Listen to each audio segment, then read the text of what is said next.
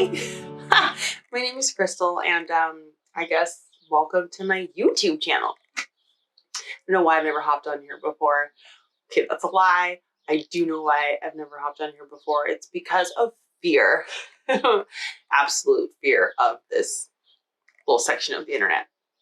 But over the past 2 years, I have learned probably one of the largest lesson that I've ever learned in my entire life.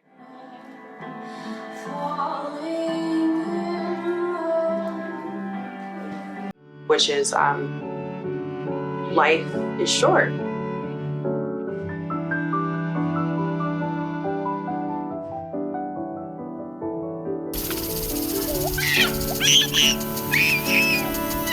Life is painfully, beautifully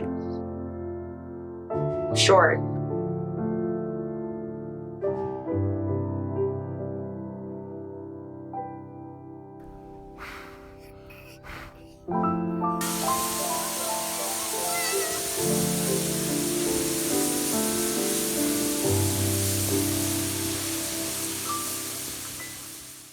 About 2 years ago, my husband got really sick. Rewind even farther than that. My husband was born with an AVM. So you can think of an AVM as a hose, and think of that hose as like, okay, turn your hose all the way on, like full blast, and then turn that end of that hose off. What happens? The water keeps building, and then eventually the hose is going to spring a leak, right? So that's basically what can happen to your brain when you have an AVM in it. You can spring a leak, except it's a bleed, an aneurysm. About 2 years ago, our lives completely changed, like overnight, completely changed. And we haven't ever been the same since. And part of me is like really bitter about that, and the other part of me is like completely and utterly thankful for it, because it's forced me to grow in ways that I never thought possible, or I might not. What's scary is to say it out loud, is like I might never have done. Back to the story, right? I swear I'll get the hang of this one day. It's not going to be today. Even the kids, can you hear them in the background? That was another reason I never started this channel, is because I have 3 kids under the age of 6, so it's like always loud in my house. But there's birds in the background over here in my backyard, so I figured it would balance it out, right? No, maybe? Rewind 2 years ago. I woke up and our lives changed. I remember hearing, I was like completely like dead asleep, which moms never happens to. But I was asleep and I heard a voice say, "Help me." And I thought, it's my husband, you know. We co-sleep with our youngest, who was 18 months, I believe, at the time. And I thought, oh, he needs help with her. So I grabbed her, and he fell off the bed.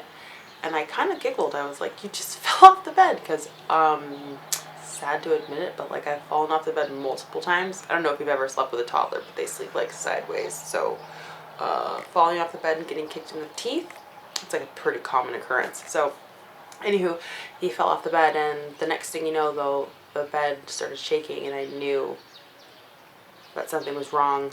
So I got up and turned the light on and walked to his side of the bed, and I found him face down on the ground, seizing and bleeding.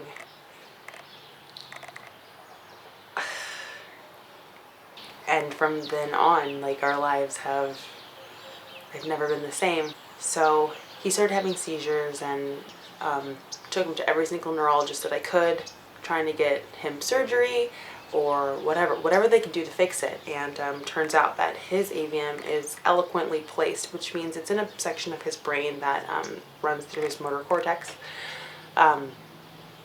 which means it's inoperable. If they operated, he would most likely come out a vegetable. So surgery was not an option. And I'm going to condense this. We finally figured out that he could do radiation. They weren't very super positive about it, just because the size of his AVM is just huge, and they didn't think that they could shrink at all, but they were going to try to shrink as much as they could before it ruptured. And we were about a couple of weeks out from him getting radiation, and I got a phone call from him at work, and he was super confused and sounded really funny, and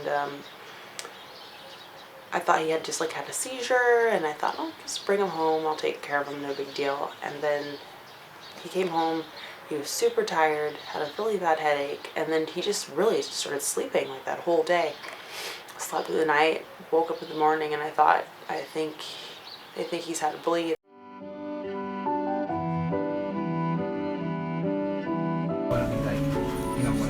I'm so happy to see you. Sorry, crying.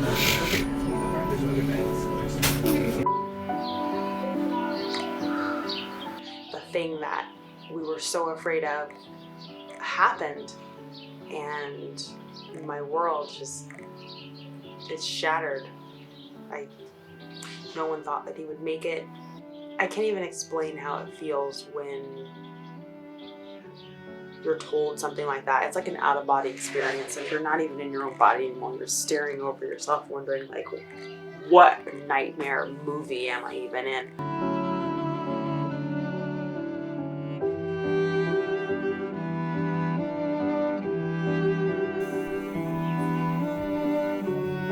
You're walking so good.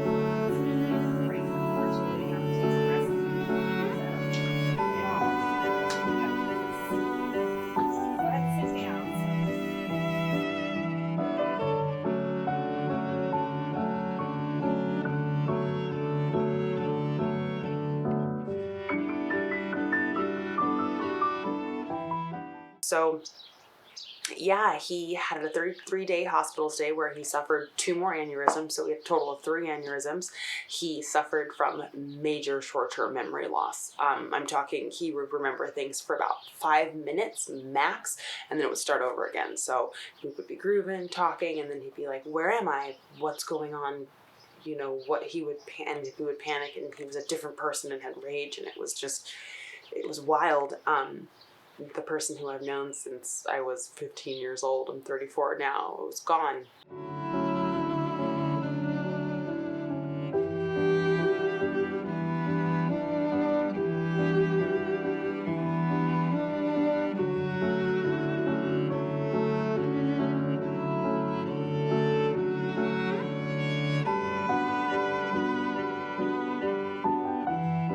I remember we sat down and I asked him like how he was doing, how he was feeling, and he was telling me like how much he regretted in his life, how much he regretted not chasing dreams, and how much he regretted not doing certain things. And I really took that to heart, because there are things that he just can't do to the capacity that he used to be able to do anymore. Like, he was a daredevil, just dirt bike riding, just free spirit. And I remember thinking to myself, like, there are so many things in my life that I do not do. So many things in my life that I use fear as a crutch to not do them. My husband becoming ill taught me that life is too short not to set your fears on fire and use them as fuel to become the person you were meant to be. Life is too short not to chase dreams, no matter if somebody else thinks it's silly, or no matter if, you know, it's not, you think it's not the right time, or you're not good enough, or whatever excuse you put on yourself to not do something. I was using fear as a crutch to not do something, while, you know, here's my husband who was so broken up because he couldn't do something anymore, because he chose not to do something when he had the chance, when he was able. When I say my life changed like overnight, it did. It changed for the worse, but I think in the end it changed for the absolute better. It's starting to rain. It started downpouring, so I had to like take a minute. I'm still raining a little bit, but yeah, so that's what this channel will be about, is just our everyday lives. I want to document it because I don't know how much time we have. We can have a lifetime together, and we can have a year together, we can have a week together, but that's everybody's life. We don't know how much time we've been given, but all I know is that I want to find the joy in every single day, even if it's just for a minute, and because it's there. Sometimes it's just a little harder to see. Sometimes you gotta try a little harder to see it. But that's something that I want to share with you. So, anyways, thanks for watching, and I hope you have the most wonderful day. Until next time, bye.